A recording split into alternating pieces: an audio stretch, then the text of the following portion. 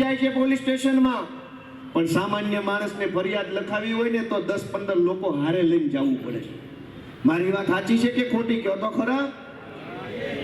7-8 જણાએ સાચી કીધું, એનો ખૂબ ખૂબ આભાર.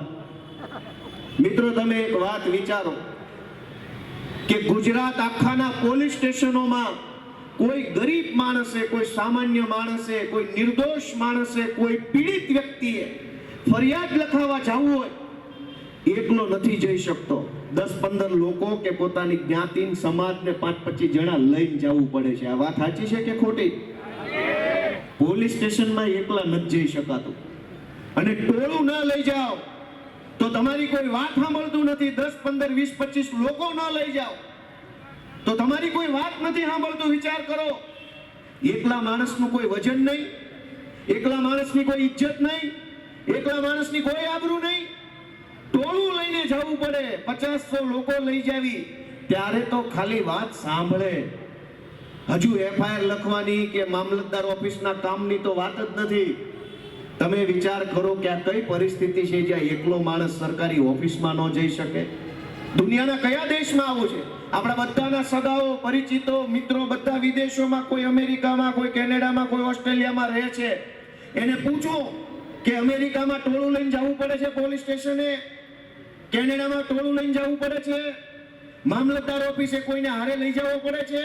દુનિયાના એકેય દેશમાં ટોળું લઈને નથી જવું પડતું. આપણે બધા ભાગ્યશાળી છીએ કે 50 જણા લઈને જવું પડે છે. આપણે બધા ભાગ્યશાળી માણસો છીએ કે સરકારી ઓફિસમાં ખાલી આપણી વાત સંભળાવવી હોય, ખાલી સાહેબ આપણું સાંભળે, કામ તો ન કરે, સાંભળવા હાટું થઈને ટોળું લઈ જવું પડે. પછી સાંભળે એટલે આપણને એવું કે ભાઈ તમારી વાત સાંભળી લીધી છે, કાઉન્સમાં બહુ મોટો ઉપકાર કર્યો. મિત્રો, કઈ પરિસ્થિતિ છે? હું તમને વારંવાર વિનંતી કરું છું કે અમારી ચિંતા ન કરો.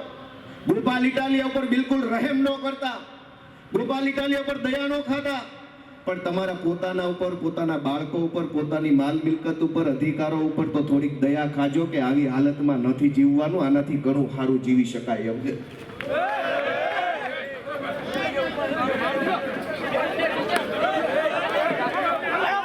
આ પોલીસ વાળા અગાઉથી બચાવવા આવી ગયા, તેને ખબર હતી આ મારવાનો છે, એ પ્લાનિંગ થી આવેલા. પછી જો આ બચાવવા તરત આવી ગયા, ગુંડા લફંગાઓને બચાવવા તરત આવી ગયા બધા પોલીસ વાળા.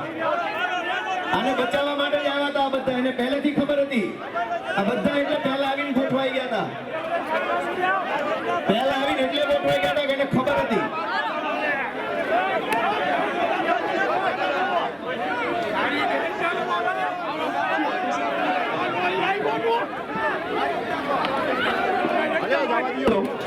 આ પોલીસ વાળા ચારે બાજુ એટલે જ ગોઠવાઈ ગયા હતા, એને ખબર હતી પહેલેથી.